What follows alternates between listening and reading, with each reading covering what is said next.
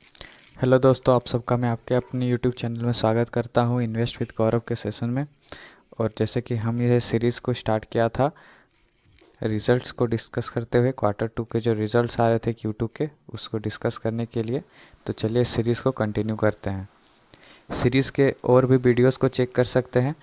आज की first company है बीकाजी फूड्स, और जैसा कि देख पा रहे हैं कि सेल्स 19% से ईयर ऑन ईयर में ग्रो की है, और साथ ही साथ नेट प्रॉफिट 18% से कंपनी की ग्रो हुई है। कंपनी के रिजल्ट्स बहुत अच्छी बोलना गलत होगा, कंपनी के रिजल्ट्स ठीक ठाक ही से देखने को मिल जाते हैं, क्योंकि 20% भी इंक्रीज़ नहीं हुआ है सेल्स एंड प्रॉफिट दोनों ही। बट कंपनी की फर्दर कुछ न्यूज़ है, उसे डिस्कस करते हैं। न्यूज़ हमें ये देखने को मिल जाती है कंपनी एक्सपेंशन मोड में है, मतलब कंपनी दूसरे स्टॉक्स को, मतलब दूसरे कंपनीज़ को एक्वायर कर रही है, ख़रीद रही है, और साथ ही साथ अपना एक्सपेंशन कर रही है, बिजनेस को एक्सपेंड कर रही है। ठीक है। द हेजलनट जो है, हेजलनट कंपनी को कंपनी ने मेजॉरिटी स्टेक खरीद लिया है। कोई भी कंपनी का, अगर कोई भी कंपनी या फिर कोई भी पर्सन 51% से ज़्यादा खरीद लेता है, अगर 51% खरीद लेता है तो वो मेजॉरिटी स्टेक्स हो जाता है। ठीक है। ये आप देख सकते हैं कि बीकाजी फूड्स जो है वो 51% एक्विजिशन कर चुका है, किसका, the hazelnut food factory products private limited का। ठीक है। तो हेजलनट्स का ही हम लोग मेन जानते हैं, इसको हेजलनट्स के नाम से ही जानते हैं। टेक्निकल्स की बात किया जाए तो बीकाजी फूड्स अभी ऑल टाइम हाई से 16% डाउन है, जैसा कि आप देख सकते हैं। और ये जो 821 का जो लेवल है, 821 की ये जो हम लोग को लेवल देखने को मिल जाती है कंपनी की, ठीक है, ये एक सपोर्ट है। सेकंड कंपनी जो हम लोग को देखने को मिलती है वो इंडियन एनर्जी एक्सचेंज IEX है, और IEX की रिजल्ट में काफ़ी एनर्जी देखने को मिल रही है। ठीक है। 28% से सेल्स प्रॉफिट दोनों ही इंक्रीज़ हो चुका है। ठीक है। और एक जो अपडेट हम लोगों को IEX के रिगार्डिंग जो मिल रहा है वो कि मोतीलाल ओसवाल ने से रिज़ल्ट के बाद, क्वार्टर रिज़ल्ट के बाद 200 की टारगेट दे दी। ठीक है। जो कंपनी वो 200 को टच करेगी, 200 तक जाएगी। ठीक है। अभी IEX करेंटली 44% से नीचे है, ऑल टाइम हाई से अपने 44% नीचे है। कंपनी अपने सेकेंड हाई से 27% डाउन है। ठीक है। 27% अभी नीचे है। और अगर कंपनी के टेक्निकल्स को थोड़े अच्छे से समझाया जाए, ठीक है, तो आप लोग को ये देखने को मिलेगा कि ये एक, ठीक है, बॉल पैटर्न पहले बना, ठीक है, बट यहाँ पे आपका ब्रेकआउट नहीं मिल पाया है ना। यहाँ से कंपनी को एक रेजिस्टेंस देखने को मिला, कंपनी वापस यहाँ से नीचे आ रही है। और अगर ये जो पैटर्न है, ठीक है, यहाँ पे आता है ना, अगर ये जो इस तरीके से आता है यहाँ पे, और यहाँ से वापस यहाँ तक आता है, तो ये क्या हो जाएगा, कप एंड हैंडल पैटर्न। ठीक है।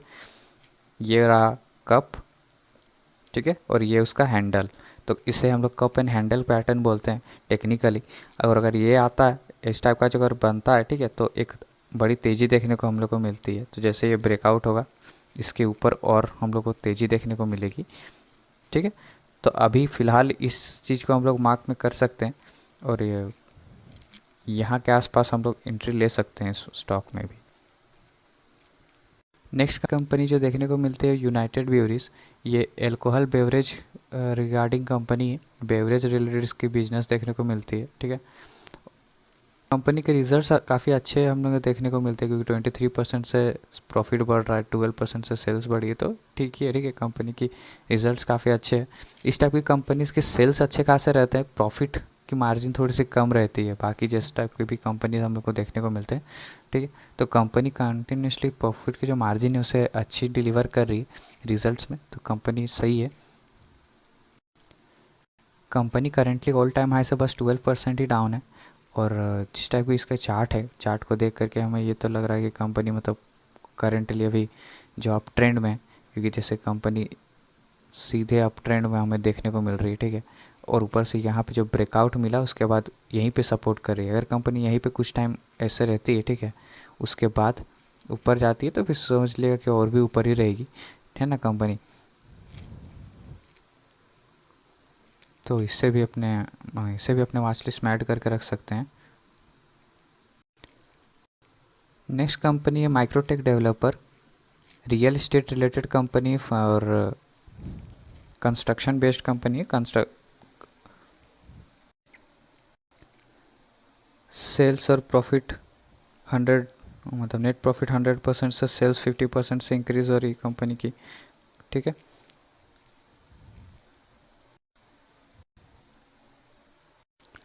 और करेंटली कंपनी 28% अपने ऑल टाइम हाई से डाउन देखने को हमें मिल रही है। अगर स्टॉक ऐसे ऊपर जा कर के यहाँ पे, ठीक है, इस पैटर्न का ब्रेकआउट दे करके यहाँ पे अगर बेस बनाती है, ठीक है, इस सर्कल के आसपास यहाँ पे अगर बेस बनाती है तो फिर यहाँ पे कुछ स्टॉक को क्या खरीदा जा सकता है, ठीक है। और अगर कंपनी यहाँ से वापस नीचे आती है, ठीक है, अगर कंपनी यहाँ से वापस नीचे आती है और, ठीक है, ये जो लो है कंपनी की, ठीक है, उससे ब्रेक ना करके यहाँ से वापस ऊपर चले जाती है और ये जो, ठीक है, तब सोच लीजिएगा कंफर्म ब्रेकआउट आता है या इसके बाद यहाँ से डायरेक्ट ऊपर ही जाएगी स्टॉक, है ना। ये लो ब्रेक नहीं होना चाहिए बस। बीच की लास्ट स्टॉक हमने को SPFC फाइनेंस देखने को मिल जाती है और SPFC finance secured loan provide करती है। इन एक NBFC है, नॉन बैंकिंग फाइनेंशियल कंपनीज, और सेल्स 27% से इंक्रीज़ करके चुकी है, ठीक है, अब 60% से ऊपर, ठीक है, ईयर ऑन बेसिस में। और इस टाइप की कंपनीज क्योंकि अभी अच्छी परफॉर्म नहीं कर पा रही, SBFC भी नहीं, इसकी पी रिड्यूस होते जा रही है। जो कंपनी का पी 40 हुआ करता था अब 28 में आ चुकी है, ठीक है। अगर इस टाइप की कंपनीज RBI के इंटरेस्ट रेट कट होने के बाद ही ऊपर जाएगी। ये कंपनीज बस वेट कर रही है कि RBI के इंटरेस्ट रेट कट हो, उसके बाद जितने भी फाइनेंशियल और बैंकिंग स्टॉक्स है, प्राइवेट बैंक्स वगैरह, ये सारे ही अपने बस एक ही चीज़ की वेट कर रहे हैं, वो RBI के इंटरेस्ट रेट कट की न्यूज़।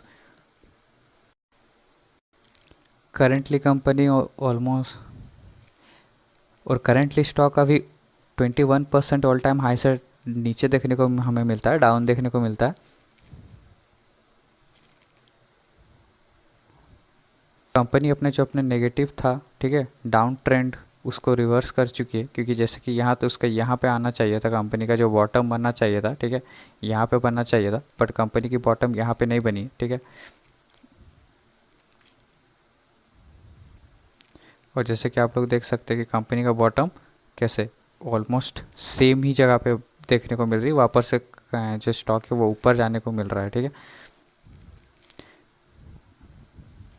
इस स्टॉक को धीरे धीरे एवरेज किया जा सकता है और इन फ्यूचर हमें इस तरह का जो पैटर्न है वो देखने को मिल सकता है, ठीक है। वीडियो में अभी तक बने रहने के लिए धन्यवाद। वीडियो को लाइक शेयर ज़रूर करें और किसी वीडियो में चलिए और किसी वीडियो में मुलाकात होगी, तब तक के लिए जय हिंद और शुभ दीपावली।